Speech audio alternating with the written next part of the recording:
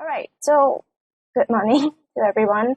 Thanks for having me. I understand I'm here to share with you the research landscape of medical humanities in Singapore, as well as its integration with the clinical sciences. But far be it from me to instruct this audience on how the diverse research topics and findings could integrate with the clinical sciences.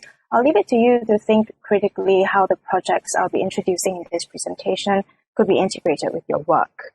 More importantly, I hope this overview could lead you to consider what other areas of inquiry could be added to the growing list of medical humanities research in Singapore. Okay? All right. So this is the structure of the talk today. We'll briefly consider the idea of humanities as the other. So the term humanities in medical humanities. Then I'll be introducing a number of projects. It's by no means an exhaustive list. These are the projects that are happening within my orbit, so I'm aware of them. I understand that Prof. Tanya will be talking about Lee Kwang Sian School of Medicine, so I'll leave that to Prof. Tanya. And then, so I'll be talking about a selected list of projects happening at NTU, NHE, and SingHealth with NUS. There will be overlaps because there's quite a bit of collaboration going on between these institutions. And then I will end off with a future of medical humanities in Singapore, just a vision of what it could look like in the future. All right, so let's begin. The entire talk will take about 45 minutes to an hour, depending on how long I drone on and on. But let's begin with humanities as the other. All right, I begin by quoting Rita Felsky, a prominent scholar, who wrote Why the Humanities Matter. She tells us we often see the two cultures split. The sciences deliver better bridges or cures for cancer. The humanities make us ethical citizens, more empathic persons, or critical thinkers. Nothing wrong with that, right? Seems quite straightforward. The preserve of the sciences, in short, is the material and natural world, whereas the humanities are seen as making us more human. Such a dichotomy and division of domains seems unfortunate, especially at a time when the humanities are becoming increasingly concerned with ecological questions, climate change, and the future of the planet. I'm not here to tell you what the medical humanities is, and I believe most of you already know what are some of its key research topics. And Dr. Ong Eng Kun and Dr. Devanan, they've written a really good article on what is medical humanities. So go ahead and read that. But I do want to point to this false dichotomy of seeing the material sciences, seeing sciences as concerned with the material and natural world alone, and the humanities as only concerned about the concepts related to what it means to be human, or just human, anything that's related to human.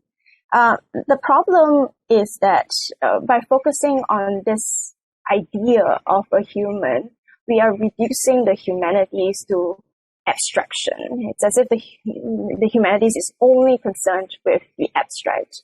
And I think that this is increasingly, it has become increasingly clear that this is not true. That we deal with both ideas as well as ideas that are inextricably tied to lived reality. So that's what I want to point out today, really, for you to think about abstraction as not just airy ideas in the abstract, but inextricably tied to lived experiences.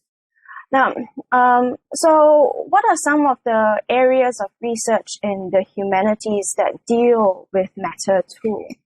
There's material culture or object studies, in which researchers and scholars consider artifacts, think about their past, present, future, in order to understand individuals, communities, and societies. And then there's animal studies. So when we think about animal studies, we're thinking about perhaps what immediately comes to mind is the idea of how do we take care of animals, how do we treat animals, ethics, right? But increasingly, at least in the past decade or so, for example, in post-humanist studies, researchers are looking at the interaction between humans, non-humans, and the environment. So non-humans including animals. And then there's also the interaction between humans, non-humans, and technology. So we're really in the realm of animatronics, your robotic pets. That's animal studies. And I think the topic on embodied experiences would be the most familiar topic to the audience today. Embodied experiences, specifically within medical humanities, would be embodied experiences of illness and identity. So lived experiences of illness and identity. The disciplines that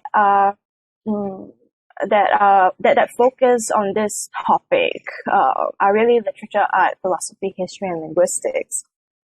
I want to single this out, mainly because I want to show you the diversity, the permutations and combinations that are possible just looking at this topic alone.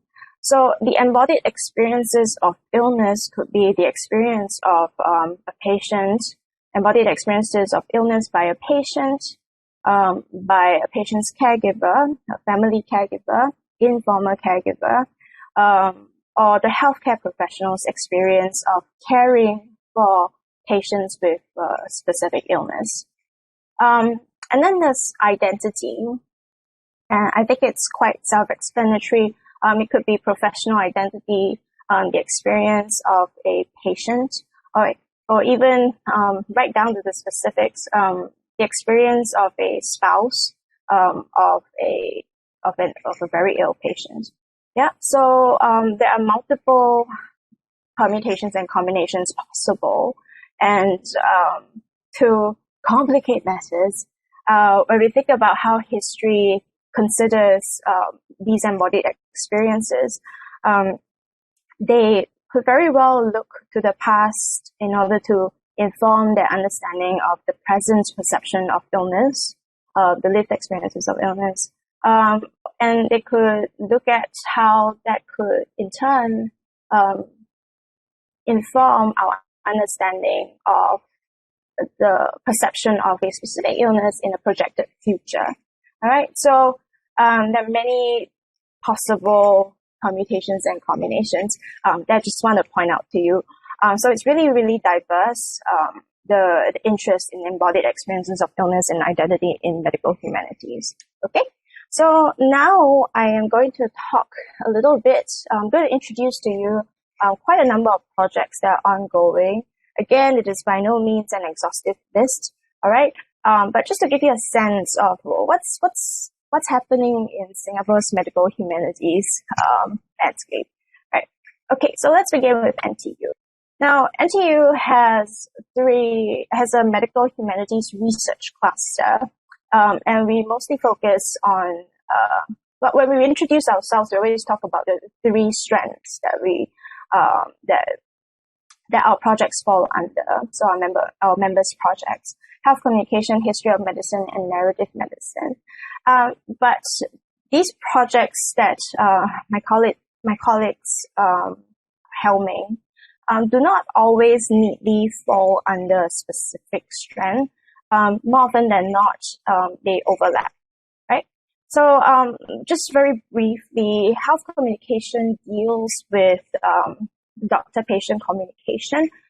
So the objective is more often than not to improve doctor-patient communication, as well as to improve the layperson's reception of health information, health data. So health communication in a nutshell. And then there's history of medicine, and as I mentioned earlier, looking at the past in order to understand the present, or to inform our projected future. And then there's narrative medicine, which deals with pathographies or stories of illnesses, disease, and dying. Yeah, so that's narrative medicine. And I think at the heart of narrative medicine, or at the heart of considering patient stories, is the foregrounding of the patient in medicine, right? Thinking about the embodied experiences of patients, giving them a voice, and thinking of the patient as a whole person, patient-centered care. Yeah. All right.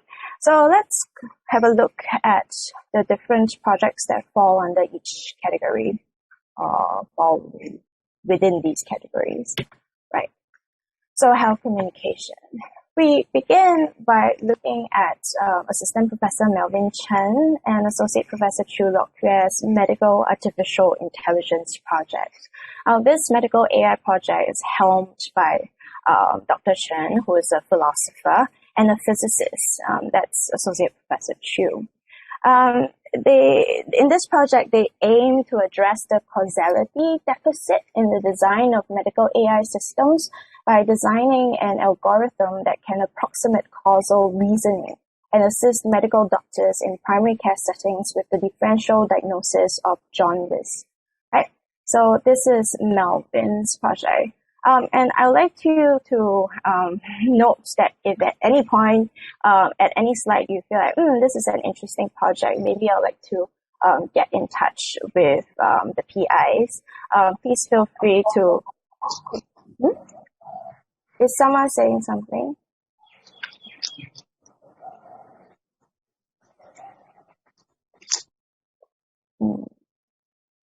Okay. All right. What was I saying? Right. If at any point you feel like, this project is very interesting, please feel free to drop me an email or to Google their names directly, and you should be able to land on their NTU page. Get in touch with them. We can talk about project ideas. Okay. All right. So this is the Medical Artificial Intelligence Project. Next is doctoring the elderly. Now, doctoring the elderly received quite significant media attention. I think mainly because of the reality, which is we are an aging population. Assistant Professor Ling and Professor K.K. Luke in this project employ conversation analysis. It is this is an interdisciplinary collaboration between linguists, frontline clinicians, and medical educators from Tan Tock Seng Hospital. So it's a collaboration between NTU and Tan Tock Seng Hospital.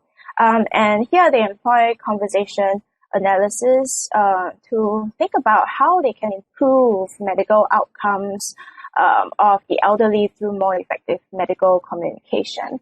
And some of the areas that they focus on are better healthcare knowledge, higher patient satisfaction, and stronger treatment adherence.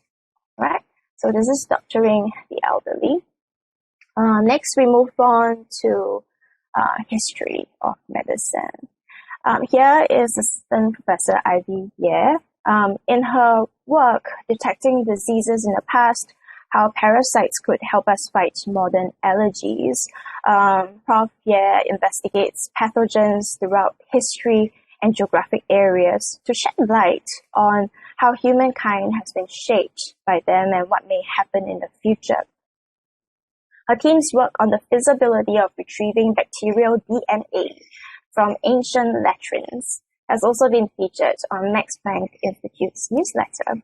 Right, so that's an image of eggs of parasitic worms from Jerusalem and Riga. Okay, so this is Ivy Ye.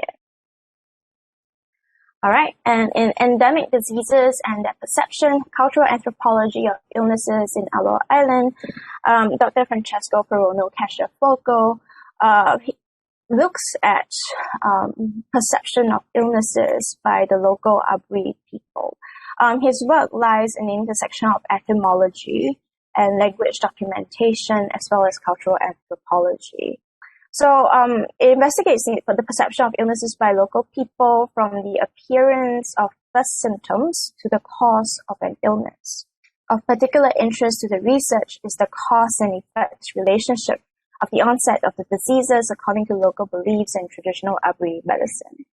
According to Dr. Kashafogo, one of the benefits of this project is that it could potentially inform modern healthcare practitioners, give them an understanding of why sometimes Abri people refuse medical treatment due to their beliefs about the onset of the disease, the cause and effect of the disease. Yeah, okay, so that's Dr. Kashafogo. Associate Professor Park's latest book, Old Age, New Science, focuses on the biosocial visions shared by early gerontologists in American and British science and culture, who believed the phenomenon of aging was not just biological, but social in nature. Examining the perceptual shifts on aging, Park reveals how popular discourses on aging are shaped by early gerontologists and consequently reflected their class, gender, and race biases. Yep, so you can find this book at major bookstores. Now, this is Assistant Professor Katherine Hiley, whose project on parchment on bread, textual magic in medieval England. So this is a part of a larger project, which will be published in book form very, very soon by the University of Chicago Press. So Assistant Prof. Hiley explores the medieval belief that spoken and written words in the form of charms and textual amulets could physically change the world, highlighting the relationships between medicine, materiality, and language. She demonstrates that charm texts were also regarded as medical ingredients. The project articulates the perceived power of the written word from a range of disciplinary perspectives and contributes to knowledge in the fields of literature, religious cultures, and the history of magic and medicine. So this is a very good example of a project that is both that's quite interdisciplinary, right? It's at the intersection of history and literature. Yeah. Okay. Now we move on to narrative medicine. And I think most of you are quite familiar with the term, but we're using it as a general term to demonstrate, to describe the various cluster members' interests in stories of illnesses, pathographies. Yeah. All right, we begin with Associate Professor Graham Matthews.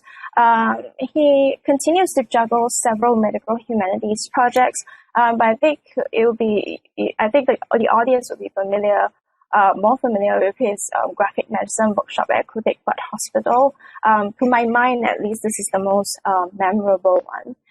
His most recent work is on clinical empathy. His most recent published work is on clinical empathy and the ethics of detached concern in mid-century British literature.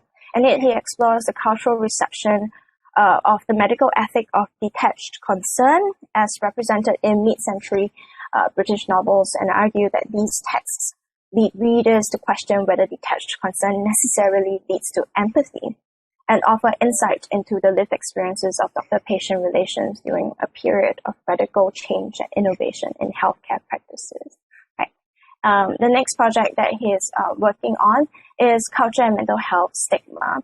And in preparation for this project, and here's a little pitch, there's a Cultural and Mental Health Stigma Symposium happening on the 22nd of February from 2 p.m. So some of our invited speakers include Ms. Danielle Ling, an award-winning author of The Sound of SCH, A Mental Breakdown, A Life Journey. And that's Dr. Michael Subramaniam, Assistant Chairman of the Medical Board at IMH. That's Graham. That's Adrian Pang, the Artistic Director of Pangmemonium. David Teo, Dr. David Teo, the Consultant Psychiatrist at Chiang General Hospital, myself. All right. So in Culture and Mental Health Stigma project, specifically in this symposium, we asked, do mainstream portrayals of mental health promote negative and unhelpful stereotypes, or are artistic decisions made by actors, writers, and directors on representations of mental health conditions, and so on and so forth. So our invited speakers will be addressing these questions.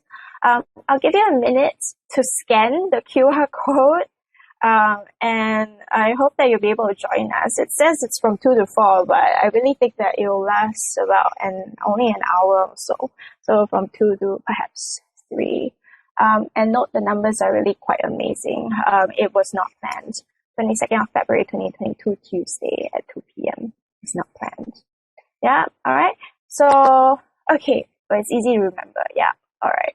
If you are not able to attend, if you're not able to scan this, it's okay. Just Google culture and mental health stigma NTU. You should be able to you should be able to access it. Yeah, all right. Now, the next project that I want to point out is this end-of-life healing, palliative care, literature and short film project. The members of our medical humanities research cluster do not work in silos. More often than not, we come together to collaborate and put together grant proposals. Right, and I'm very happy to report that this project, helmed by filmmaker, associate professor in Dixon, recently received the SSHRC grant very, very recently, just 2 weeks ago, I think. Yeah. So what is this project about? The team asks how can redemptive cinema and literature convey vital palliative care data not possible in other rhetorical forms for the benefit of Singaporean audiences. So by way of an answer, this SEED project produces practical film, story theorization for the modern cinematic or literary environments for scholarly and non-scholarly outcomes. So our deliverables include, but are not limited to, the production of an impactful film on palliative care, addressing real-world issues, distributed globally to scholarly and lay audiences, as well as the publication of a collection of end-of-life patient stories. Right. So members of the team include Associate Professor Andy Ho, which I believe many of you will be familiar with, and Dr. Angela Frederola and myself. Yeah. Okay. So that's the team project. And then some of the work that I do I'm running several concurrent projects, the first project, Extratemporality in Memoirs of the Dying, focuses on the representation of time in memoirs. So I'm interested in life writing. So that's that. That's part of the project. As during my research, I think I was invited to the Singapore Literary Festival, and I guess that's where I met Dr. Ong and Dr. Dave. Yeah. And then let's talk a little bit about Shades of Loss in Stroke Narratives. This is another book project. So in this exploration of time and loss and stroke narratives, I turn to stroke memoirs to foreground their representations of a complex sense of sudden loss as the authors navigate through healthcare systems and technologically mediated processes of care and recovery. The book project will serve to inform readers of the various shades of loss in stroke narratives and raise awareness of stroke's preventability. Happening in Tandem is a project that is funded by the Rehabilitation Research Institute of Singapore. This is a project that I'm working with Tan Tock Seng Hospital on. All right, so the healthcare workers' journey of stroke care and recovery. So in order to offer both perspectives, patient's perspective and healthcare workers' perspective. Yeah. All right, so that's that. All right, let's move on. We're done with NTU, right? So now let's look very briefly at NHG's Singapore Health and Biomedical Congress 2021. I specifically highlighted this bit in order to show you, as part of its program, there's a Think project, Dialogues in Medical Humanities, led by adjunct AP Aaron Ang. And have a look at what's written here. Traditional humanities such as philosophy and sociology, together with the contemporary fields of modern psychology and organizational development, situated squarely in healthcare scenarios. Now, this is this is a truly interdisciplinary approach. We're not talking about the intersection of two disciplines. We're really looking at the intersection of several disciplines in order to think about, right, in order to challenge, in order to highlight the challenges of individualism versus collectivism and explore how a better understanding of both may lead to renewed perspectives of well-being and flourishing. I'm sure such a complex constellation of disciplines would certainly offer new perspectives on existing understanding of well-being and flourishing. Yeah, so this is an example of the kind of interdisciplinary projects, conversations and discussions at work when we think about medical humanities. Right? It draws in the social sciences as well, so it's not just humanities. Yeah? And then there's another phase of medical humanities, one that I think those who first learn of medical humanities would be familiar with. And this phase of medical humanities is in the form of artistic creations. And at the Congress, they are already running the 8th Medical Humanities exhibition, in which they solicited photographs, literary works, as well as illustrations that would address the theme of change in healthcare. Right, so this is another phase of medical humanities, right? Another aspect of medical humanities, just the creative output that is tied to key concerns in healthcare. Yeah, all right. Okay, let's move on to SingHealth Duke NUS Medical Humanities Department. This is an image that I really like that I found on their website, artwork from a Night to Remember in 2020. So the soliciting of artwork is also part of the department's many projects. And I know that there are a series of talks, seminars, workshops, solicitation of paintings, drawings, as well as stories and articles written by healthcare professionals, yeah, in the department. So, right. So I'm not here to introduce what it is. I think many of you probably know more about it than I do. I just want to express my appreciation for several aspects, several things that I found there. Yeah. So this is Dr. Ong and Dr. Nandong Devanan. In the article which I talked about earlier, what is medical humanities, I want to talk about the highlighted parts of this quote. Using the narrative experiences of both patients and caregivers through art, poetry, and drama, the humanities provide perspectives and solutions to many of the challenges that healthcare faces.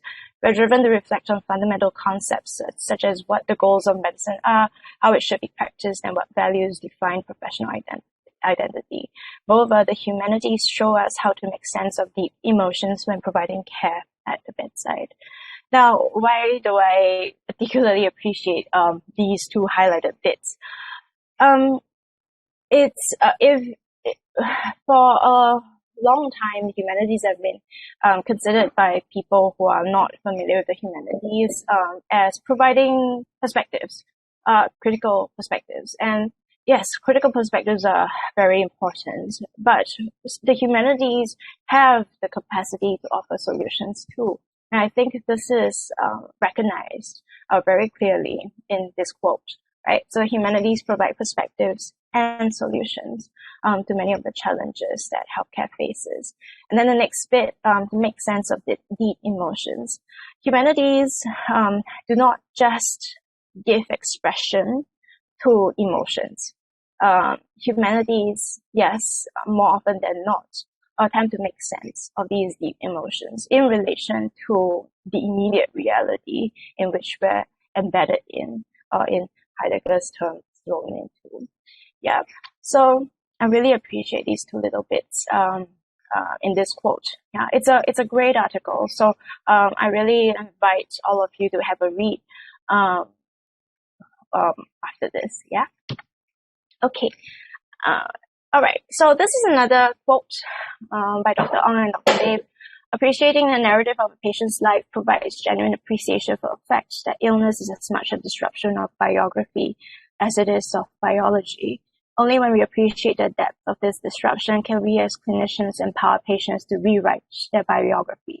I want you to note the change of perception, this shift of perception from biology to biography.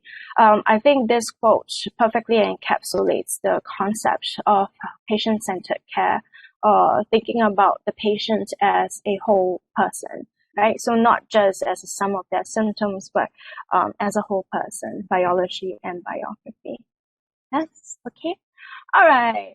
Now, there's a section at the section in the website that is called Doctors as Writers Trove. This is a collection of writings by healthcare professionals as well as their poetry submission. And in the sea of poems that are collected there, I found a gem, and this is Night Float by N. Tan. And the literary scholar in me couldn't help but close read the poem, so as to articulate to you how the humanities, or specifically literature, makes sense of deep emotions that are sometimes not easily articulated literally, directly. So this is the literary process, and as a scholar, we look into them and try to make sense and articulate them. All right. So let's read this poem together and think about it together. All right. So Night Float by N. Tan. She's a SingHealth resident. The doctors on the night shift are a skeletal crew haunting the wards looking for the sick and dying, whose alarming vital signs and distressing symptoms attract our eye. By the end of the 5th night shift, I knew all the dying on my ward. Each had a unique story, and with each I traveled a different journey, all ending in the same place, a place we all must go. But it does not matter if we are clever or foolish, rich or poor, alone or surrounded by loved ones. Despite the medical advances, there is no pill that stops the clock or lets the music go on and on. Everything I did was in vain. Interventions to address one issue only caused their own complications. I was playing a game of chess where every move I made was thwarted by a clever opponent. Fluids given to prop up blood pressure drowned lungs. Antibiotics given to treat the infections fried the liver and kidneys. A tube inserted to feed caused bloatedness and vomiting. By the end of the week, we were all worse for wear when the nurses called to inform me yet again about the deteriorating state of one such patient. I replied, quoting Paul McCartney, "Let it be." Not because I was letting them go, but because there was nothing more to be done. There was only being left, being with, being there for, being loved, being held, being present, letting be. All right. So I would like you to pay attention to the first and last stanza. The first and the last stanzas provide a stark contrast between the busily skeletal and the fleshly being, almost a calm, serene being. Much more than a poem depicting a doctor's sense of helplessness at the limits of medicine. Night Float by N. Tan is a love poem from one human to another. Not a love poem from a medical doctor to a patient, no, but from a human being to another human being. This is because by the beginning of the 5th stanza, the skeletal doctor begins to gain flesh when the persona quotes Paul McCartney. The final stanzas repeated being, in being with, being there for, being loved, being held, being present, letting be, constitutes the persona further to reveal poignantly what it means to be human at the limits of medicine. this is my interpretation of this poem, and I think it resonates because I'm teaching a module called Being Human in Literature and Film at NTU, and without fail, every year students at the end of the semester will come to tell me that they sign up for this module expecting to find some kind of clarity as to the definition of what it means to be human, or what is the human, only to find at the end of the module that it's a very, very complex idea, this concept of being, and that we can only approach it through thinking about our limitations. And I often ask them, so is this disappointing to you because you're looking for some kind of absolute definition of being? They always tell me no, because it leads them to think deeper, more critically about what it means to be here in this world. All right, so that's why I really appreciate this poem, what it means to be human at the limits of medicine. Yeah, okay. All right, so that's my 2 cents, my analysis of this. I invite you to have a read. It's all these solicited poems eventually would build up to a big archive, I hope. And this archive would be a great source for literary scholars to analyze and think about the doctors or healthcare professionals' lived experiences, how they grapple with their professional identity, as well as their understanding of themselves as individuals. Yeah, all right. So, well done. I really applaud this section. Okay, all right. Now, future of medical humanities in Singapore. In my limited point of view, I think that the medical humanities landscape in Singapore is burgeoning. More and more medical humanities projects coming up are showing, are making themselves visible. And I really invite you, if you have any medical humanities projects, please let me know, come and talk to me, so that I could perhaps compile a list of medical humanities projects in Singapore, and then next year I can offer an updated overview of the landscape in Singapore. Yeah. I personally think that a good gauge of whether medical humanities has taken off in Singapore is to look at medical students. When medical students no longer blink at the thought of having to study the humanities as part of their medical curriculum, I think we've taken off. Yeah, so that's one gauge that I hold in my mind. As I mentioned from the beginning of this presentation, I think that humanities offer different perceptions and different perspectives. And according to Dr. Dave and Dr. Ong, they're right to point out that we could offer solutions too. So here's a shift of perception. Humanities, let's consider humanities as the study of gaps, limitations, and exceptions to the rule. Because this is what I am, this is what I understand of the humanities as the study of gaps, limitations, and exceptions to the rule. Is a little bit too much to dive into in this talk. But as you take a leap into medical humanities, I invite you to hold in your mind how being human is being at the gaps, being at the limits, and being exceptional. Right? So this shift of perspective of the humanities, I hope you could consider. Yeah, all right. I think I've completed this ahead of time because I started early as well.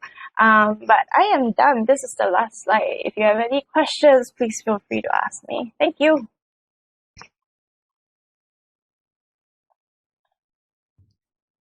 Hi, Michelle. Thanks. Thank you so much for giving that overview. I think it's really the perfect start to the today events. So if I may invite the audience to post any questions or comments to any one of us.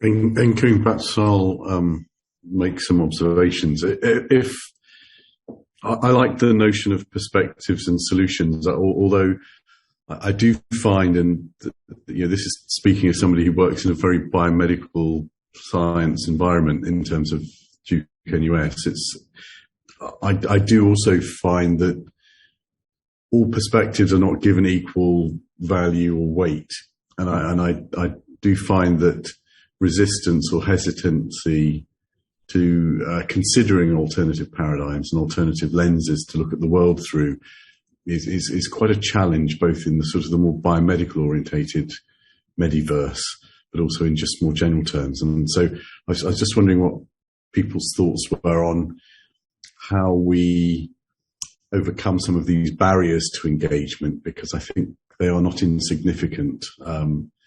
I think we are obviously the converted, so we believe in the value of this, and certainly as somebody with a chronic pain and cognitive behavioural therapy background, hearing stories is far more important than taking a history, in my humble opinion. But I'm just wondering how we overcome, and I think it's better here in Singapore than many places around the world, but there is a sort of hostility to the more humanistic approaches. They're felt to be too subjective, too abstract, and not objective enough. So I think that's always going to be an enduring challenge that we face in moving this movement forward. But I'm just wondering if people have had any success and any thoughts as to how that may be a mechanism, or how we overcome this barrier or these challenges, because I think it's going to be an enduring challenge as we go forward. Just my few thoughts. Thanks for sharing. I think your question is directed at everyone. But let me just jump in here. Sorry. Tanya, do you want to go ahead? Yeah. Hi. So I was just going to say that I'll express more later on. But yeah, I think the barriers to engagement are real. And one of the things that we've done at LKC Medicine is actually make it a compulsory part of the curriculum. So when often humanities is optional, and you get the people who buy in, like us, and then others who are, I could be spending more time learning anatomy. So we put ourselves right out there by saying this is compulsory, and invited that resistance from the people who maybe find it harder to buy in. We actually start the session with the hopes and fears, and just naming those barriers, I think, can be really helpful. Inviting people to just put it out there and say, I'm worried this is going to be a waste of my time, and actively addressing it. But I think the more we emphasize it, the more we normalize it as well.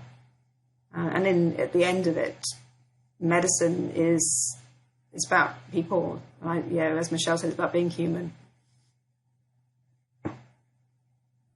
Yes, I mean those are really strong thoughts. I mean, I think the other way we try and do it is not willful misdirection, but if you approach it as a zone of proximal development from known challenges, they know that they will have difficult consultations. They know they will have to deal with these more emotionally challenging experiences, such as death and dying and so forth. So it's not quite teaching it by stealth, but demonstrating its utility as an alternative paradigm to better reconcile some of these challenges that they'll inevitably face.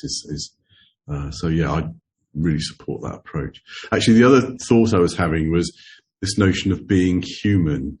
If you look at sort of all the challenges that are going on in the world at the moment, where there's great highs of humanism and wonderful examples of collective humanity and humanism, but there are also humans can be quite cruel and quite nasty as well. So being human is quite a diverse spectrum of actions, behaviours, and experiences. And so, I mean, talking about the dark underbelly or the dark side of being human, I think is an important part of the medical humanities as well, sort of how we can, because I think it's something that we can all fall victim to. You know, helping people be better people, I think, is an important value proposition of the medical humanities. So, but you have to start from the premise that you know, whether it's an unconscious bias or whatever, that, you know, being human isn't always altruistic. So if you had any thoughts on those. Yeah, that's one of the reasons why I think it's important for us to think very carefully about the word humanism. I think humanism is often tied to the concept of humanities, but it's really very, very different. Not all humanities scholars would identify with being a humanist. There's a set of characteristics of a humanist, beliefs of humanists, if you look into it. And humanism, in fact, because of this, of these absolute beliefs that they hold, they exclude a lot of people in this concept of humanism. There's a valorization of the human, for one, which is quite problematic, especially in this anthropocentric, in the Anthropocene, where we are highly conscious of the human's role, the human community's role in destroying the environment and our ecosystems. So privileging the human is one thing. Thinking of the human as exceptional is another thing. Who defines what is a normal human? Is it a healthy human who is completely flawless biologically? And there is a valorization of the sciences in humanism as well, which then discounts many other disciplines. So humanism is a very specific idea that I think people do not understand enough. And so the word gets thrown around quite a bit. But I think that's one of the reasons why in this presentation I made it very clear, this idea of the humanities as the other. So humanities, because there are so many disciplines that constitute the humanities, there isn't a specific definition of what it means to be human or to be human or to think about the human. Instead, if the humanities is thought of as always giving thought to the other, those who are disadvantaged, those who are unwell, who could get better, if we are always thinking about the other through the humanities, then we can create a fairer society, a better one than one that has a very absolute understanding of what it means to be human.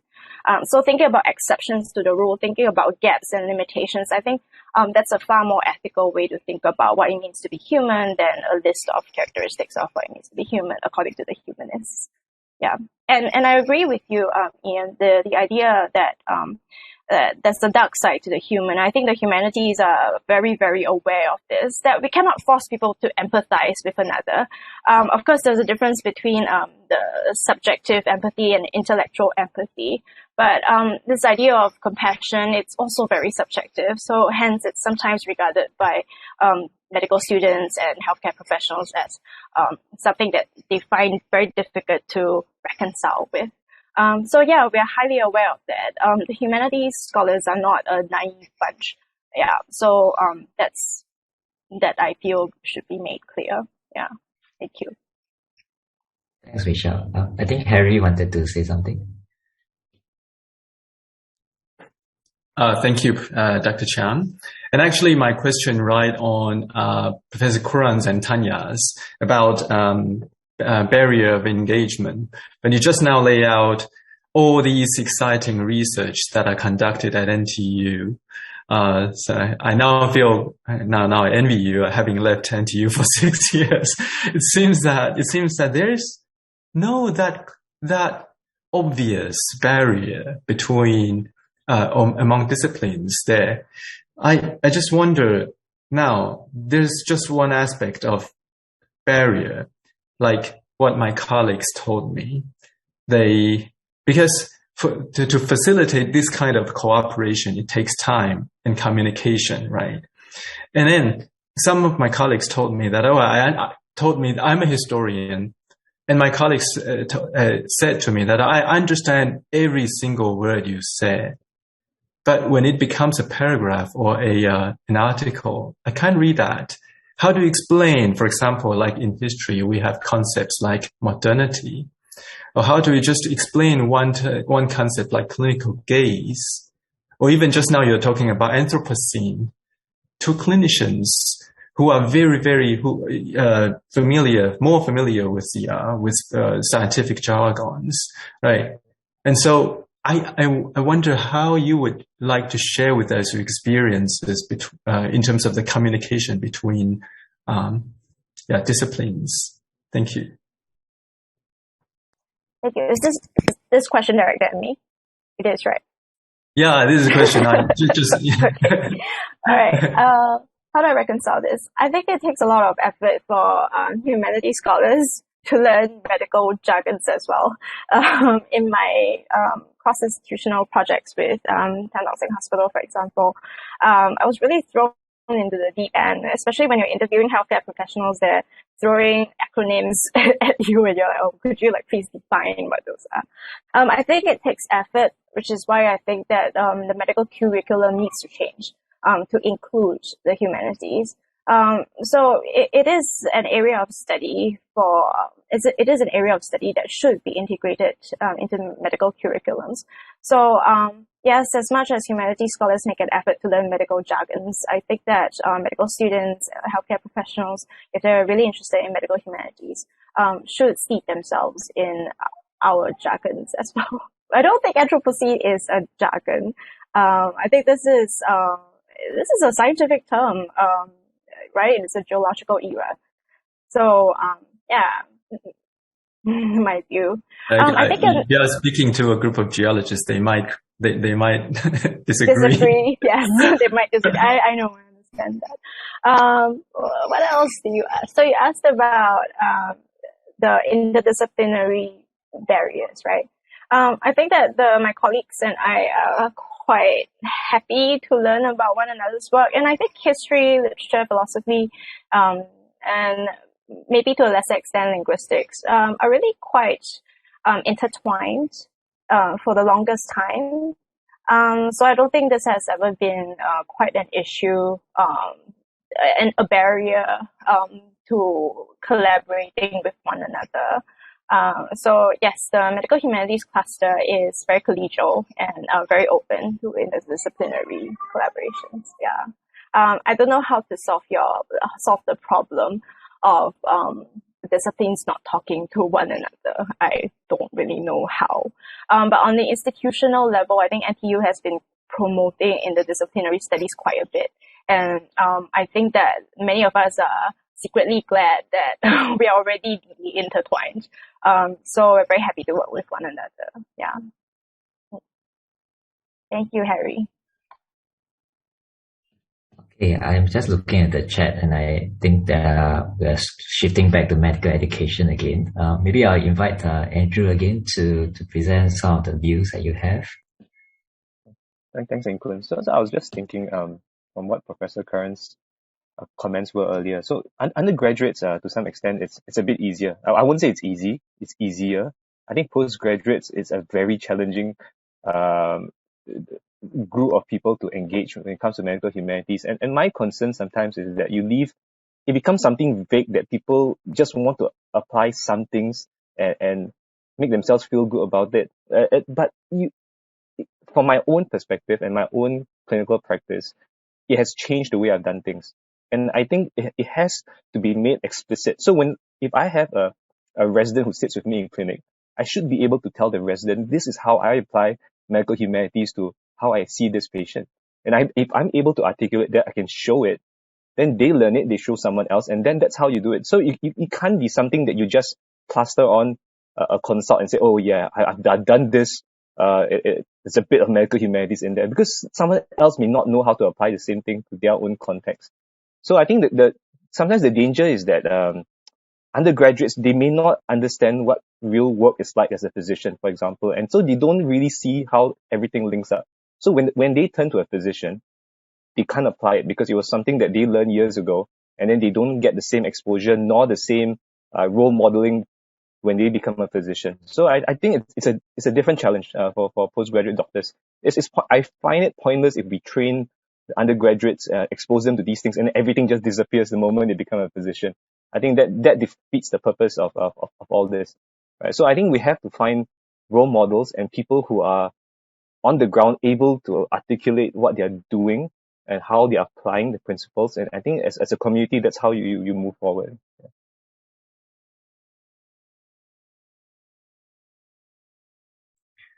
Thanks, Andrew.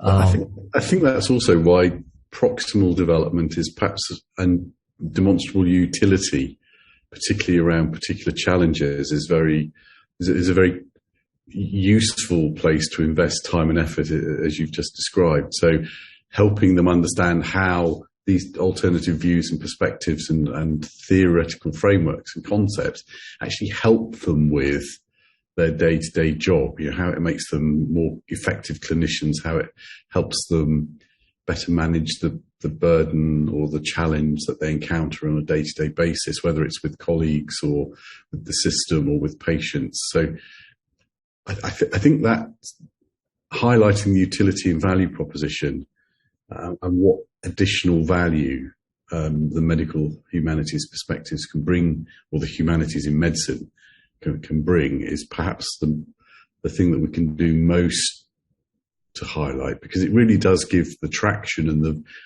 utility. Sometimes when I think people should be challenged and have very not extreme experiences, but sort of contrasting or challenging experiences, because I think the push-pull is important. But sometimes when they're too abstract or too remote, people can disengage. And I think you need a mixture of both, close zones of proximal development, but also more thought-provoking and intellectually challenging volte-face, which I think is also important.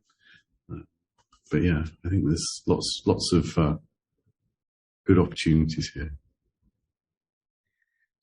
Perhaps I can contribute and share my experience as well. Firstly, going back to the idea about terms, right? I think it's really quite important about how we message out to our target audience. I recall a recent example where I met an old mentor from many years ago when I was a younger doctor, right? And I met him and I said, he said, wow, Inko, you have really changed, right? And you look different now. And I heard that you have become the director of Humanities. And I was like, wow, I'm the director of Humanities. that is really something different. It is absolutely different from Humanities, right? And that really showed to me that people don't really understand the terms. And it doesn't really help if we keep pushing forwards and start using these terms as well, which then reminds me of what happens when I see patients, because I'm from palliative care, right?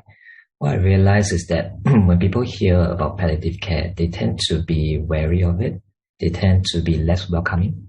But it's not so much about what you name yourselves. It's about what you do actually, and what is the value that you can bring with you when you take care of your patients.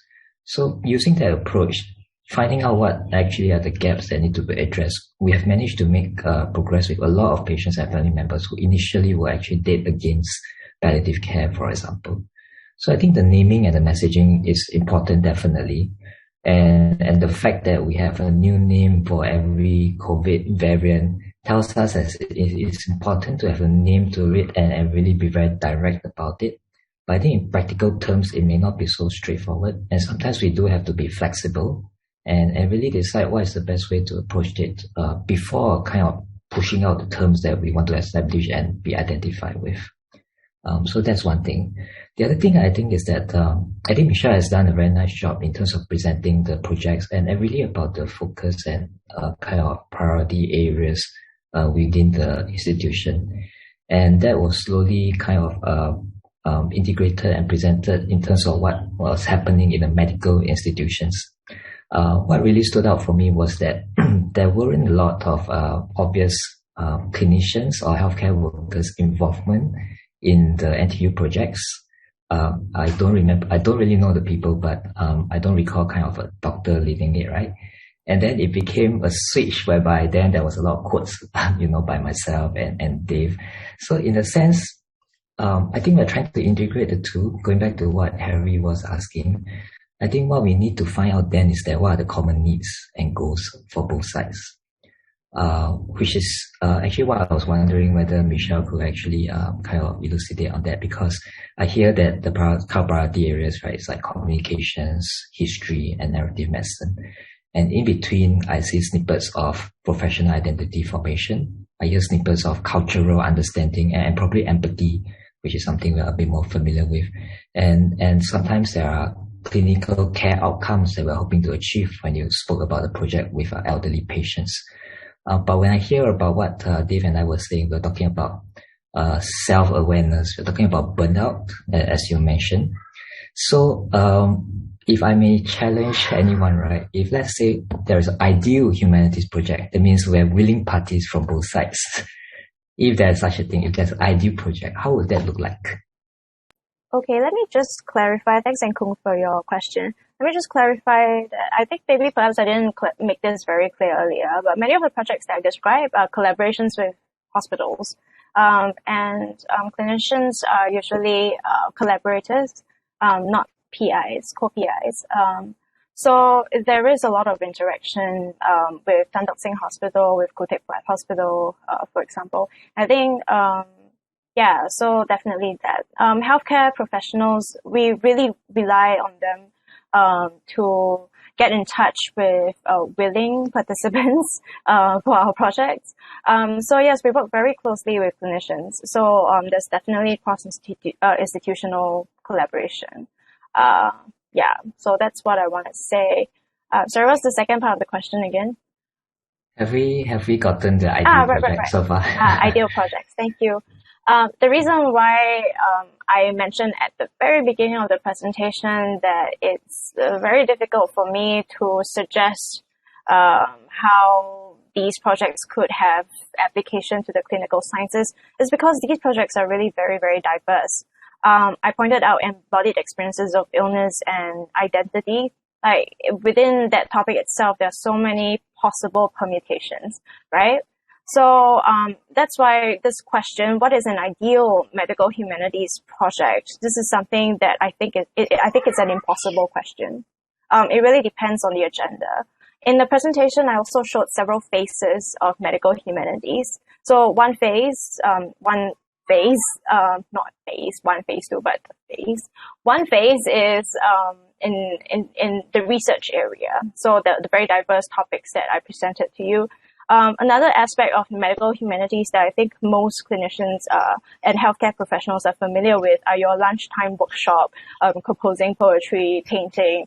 That's the artistic production that's related to taking care of the mental health of your colleagues.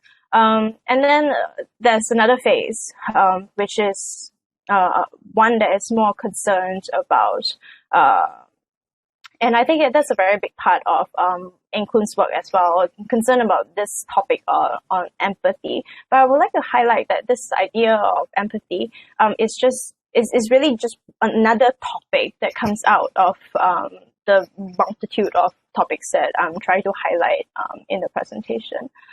So yeah, there are many phases in medical humanities, so I do not think that there is one ideal dream medical humanities project. That's my 2 cents. Thank you. Thanks, Michelle. Sorry to pose that impossible question to you. No. I don't have the answer as well. No. I think it's important to. I think Professor Curran is right to point out that it's important to highlight the utility of medical humanities, but it's also very, very important to understand the diverse areas of interest that the medical humanities have. And sometimes it's just really difficult to pin down one specific phase of medical humanities. Yeah. Thank you. I guess to a certain extent, we are kind of working towards that, because if we could just break it down into various factors of a program, for example, I think definitely there should be collaboration between clinicians and of course the humanities experts in terms of helming, designing, and eventually implementing the program. I think that should be one of the ingredients. For myself, in terms of planning for the future, I think funding is actually something very important. And linked to that is really about the outcomes that we are trying to look for. I think that it will be the second ingredient. The third ingredient, which is probably the most important, and I think it's been mentioned before, is actually a change in mindset and cultural understanding about what the humanities is. Reflecting this onto the analogy of teaching empathy, for example, my view has always been medical students, for example, come into medical school with a certain level of empathy. In fact, we do screening for that before we take them in, right? So it's not so much about training them to be empathetic, but probably a bit more about retaining the empathy that they have. And I mean, sad to say, that's not really one of the strengths of medical training, because there are so many medical, technical outcomes that we're training them to do. In fact, history taking, narrative medicine, right? History taking itself, we give them a checklist of what to go through. So I think one of the things that perhaps we can do is to then highlight components of that checklist, for example, that's actually involved in the medical humanities. For example, the social history, the religion that the patient is, and in palliative care, we talk about goals of care and priorities, what are they hoping to achieve. All these actually have strong inclination towards discussion in terms of cultural beliefs, religious beliefs, and eventually about topics like existential distress, wish for euthanasia, and all that. So there's actually a lot of potential for developing that. So I think that's the third important ingredient, whether we could actually promote such aspects of medical training and medical care, such that there's a fundamental change in terms of the mindset of both students and faculty as well. All right. We're a bit ahead of time. Any other comments or questions before we take a break? Yeah, can I just ask one question? Oh, yeah, sure. No, please. Oh, sorry. No, I just wanted to ask, in all your experiences, right, is there any like certain modalities that sort of reach out to more people than others? And so that then maybe we could, because we are starting out, and then maybe we could focus more in certain areas, because medical humanities is so huge and so big. It's like a vast universe to me. Are there certain things that we could sort of start off from to sort of reach more people and have more impact? Let me jump in very quickly to say that, sorry, England, I don't mean that your question is impossible. I think it really depends on your agenda. If this is your specific agenda for now to reach out to people, then I think it's not really a difficult, not that it's not difficult, it's not an impossible question. Right, just to clarify. Depends on your no agenda. worries. Again, it is quite an intimate group. I think we can be quite informal, so no worries at all. Yeah. So Warren, your question, is it directed to Michelle or anyone in particular? To anyone, I suppose. Yeah. Okay. Anyone would like to reply to that? Maybe I can. Go ahead, Henry. Go ahead, Harry. Oh, thank you. Right, just briefly respond to Warren. So I will be sharing some workshops I'm currently conducting, and then, in the next session, and then perhaps, people can really comment and give me some feedback after that. But I'm going to briefly respond to ideal program. There is something that I saw very interesting when I visited the UK. But there are so many UK experts here, so correct me if I'm wrong, that there's a program called Realistic Medicine. And this is a kind of an initiative inviting healthcare workers to really to find out what matters to service users the most. And then in order to understand that, you need to study, there are a lot of pathways. And then I think at pedagogical level, they introduce medical sociology, medical history on these are all useful tools for future health workers to find out what really matters. But what interesting in this initiative is that they don't use complex or too professional language, right? It's just what really matters. And I find this is quite interesting, and perhaps people can give it a try. I'm very personally interested, actually.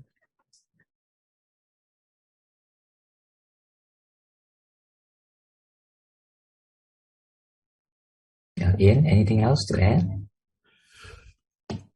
I mean, just in response to Warren's question, I suppose the obvious, if not glib answer is whatever works. And as I say, sometimes, and this is sort of why I ran a effectively advanced communications workshop, which was for supporting colleagues in difficulty. And it was more about having difficult conversations. If you called it an advanced communication skills workshop, very few people applied to come to it.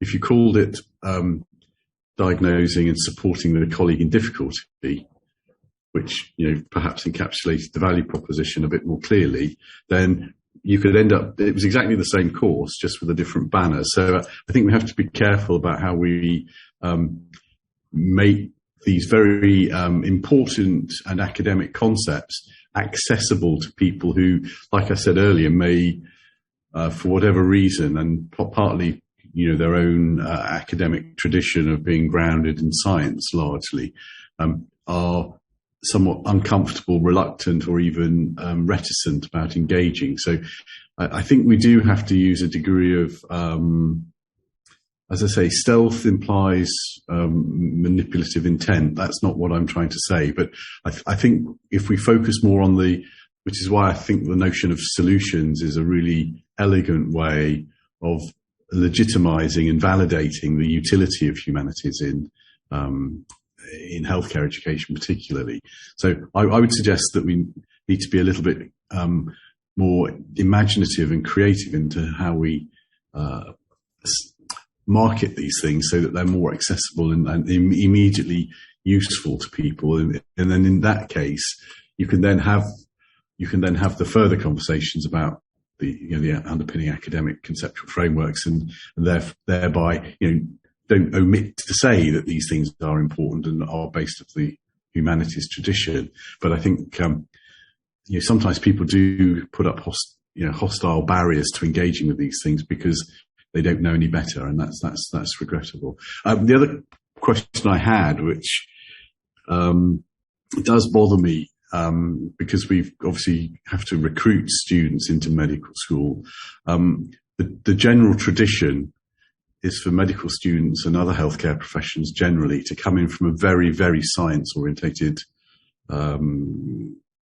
school-based secondary or education. And that does bother me because I think we're also ingraining part of the problem by our failure to select and recruit for the right values that are ultimately enduring and necessary in healthcare. So, just picking all the best science students is not the route to picking the best doctors or healthcare professionals.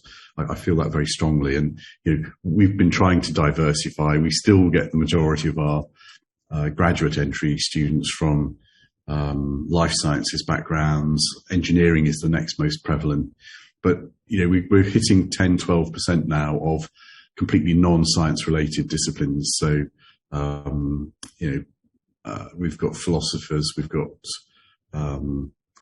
people who've done liberal arts and other things. And I mean, although it's small in number, I do think we really need to think hard about how we better select on potentiality to make better and higher performing healthcare professionals. And I think the humanities aspect of healthcare is so prevalent that we're really neglecting our responsibility in selecting for people with those qualities at the moment. And, it does bother me that, we're still looking at a very science biased orientated selection process. I don't know if anyone's got any other ideas. And it's not least because it's easy to measure somebody's analytical reasoning. It's a lot more difficult to measure their empathy or their humanity or their kindness. And, these things are as if not more important, frankly, because the academic ability is always usually there.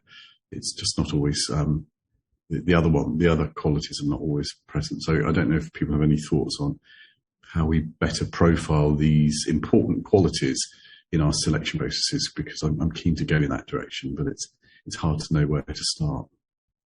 So if I might chime in, I'm just going to just add to Professor Curran's first point as well as Warren's point, and share my experience with faculty development in the medical education realm. Because medical education, people assume is more mature than medical humanities because we've been around longer. But I think in SingHealth, we're still very far from being mature as a group of educators. I think we're far away from that. And the challenge is, as what Inkun said just now, it's change management. You have to change a culture, a mindset within the ground. And you cannot do it from a centralized mode. You cannot just run workshops, because the people who attend the workshops will be the same people who are interested, and they are not the ones you want to convert, right? You want to get into the trenches of the departments and to change those who are still stuck to their old ways. So what we have found to be effective is you need to focus on informal ways of faculty development, which means that you have to find a way to infiltrate the departments, seed your champions within the departments, and build it from the ground up. Because anything that comes from a centralized source doesn't seem to work. And that's our experience. No matter workshops, seminars, you just end up preaching to the choir. It's the same few people who are coming for these things. But if you just grow one or two champions within each department, and they are the ones who try and change within their own department, you tend to have a lot more success in changing mindset. So I'm not sure how that will work for medical humanities, but you have to start with building a critical mass of people and then a community of practice where they help each other change within their own departments. I mean, broadly speaking, I find that would be the most effective strategy as a start. Yeah. Thanks. That's Andrew, that's also why I think we need to develop this notion of benevolent stealth. I don't know how else to call it. This ability to make things useful and to demonstrate the utility and value proposition of these very important concepts and theoretical ideas and frameworks, because they do have great unique utility. And if we can market or share or promote it on that basis, its own intrinsic utility will be its sustenance, if that makes sense. So I don't know how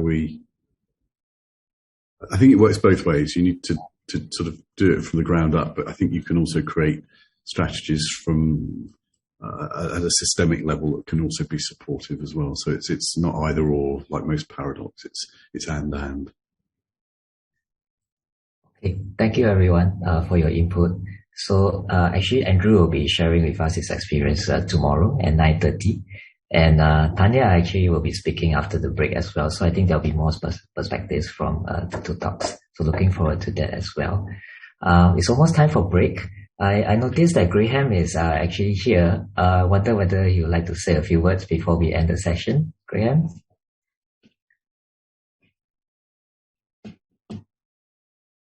Oh, hi. Hi, Graham.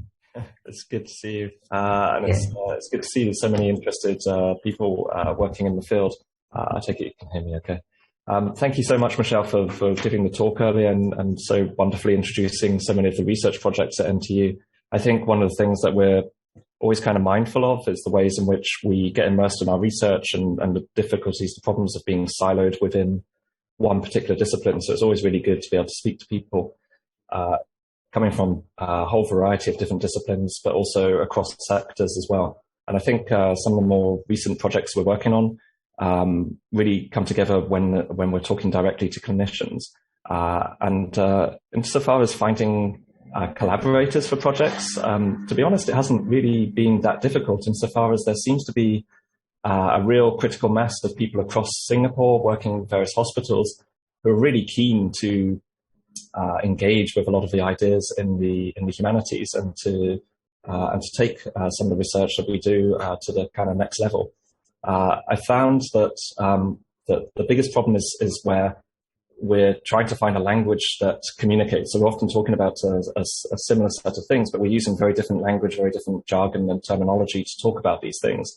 And the other issue that seems to come up is where in the humanities, the research tends to be quite explorative. It tends to be an individual researcher working on their specialist area for long periods of time, whereas medical practitioners are looking for actionable work. They're looking for things that can make a direct impact in the clinic. So bridging the gap between the two has been a kind of a learning experience for all of us, I think. But I think there are sort of ways forward, and there's interesting possibilities that I'm excited to see evolve over the workshop.